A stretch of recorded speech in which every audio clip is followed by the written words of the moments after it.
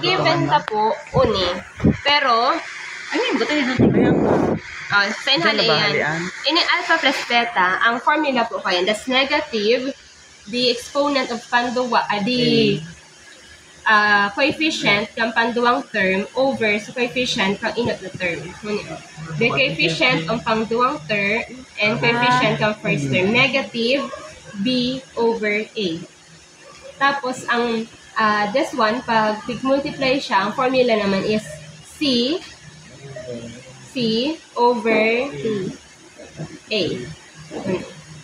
Q, syempre, ako kaunta dyan. Tawala man yun yung x na. Or ikaw man, x raised to 0. So, ang kataning baka is q. Kaya q over mean 22. The next one, nagka-22 kita duman, solve ta kanina, so p. So, give, ang nakuha is p is equal to negative 22 times the quantity alpha plus, ayan na, beta. Okay, uno. Ni-replace na dito si p. Ni-replace na si p with this one. And ni-replace the c, q with this one by substitution. Which is, iyan na duwaan, halit digde. Halit digde, tapos halit digde.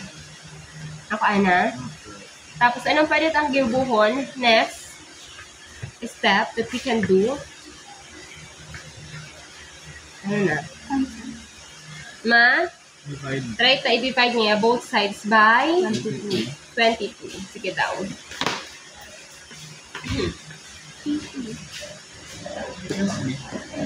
Plus 2024 divided by 22, which is only 92. Tapos, since we divide both sides by positive, by 22, pero may negative baga iyan. So, may maptada ka mo.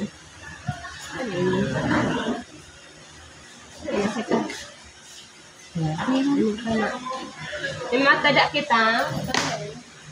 Sino? Kaya mo? Kung i-divide ta ini, ano pa nagkaaro kaya ka ini?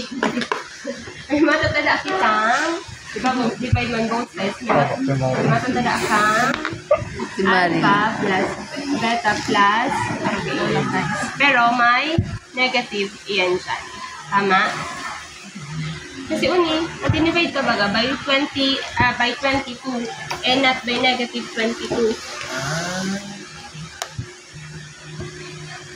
Ayan na.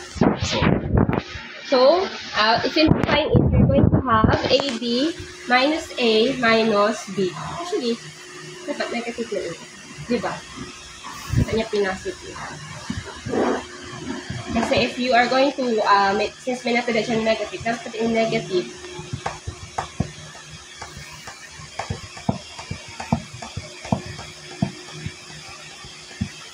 Wala, tama. Ini lang ang this is negative baga. Pwede mong iniilog. Ining negative, ilog mo siya naman sa log kaya sa quantity niyan. Kaya naging AB minus A minus B. AB na lang.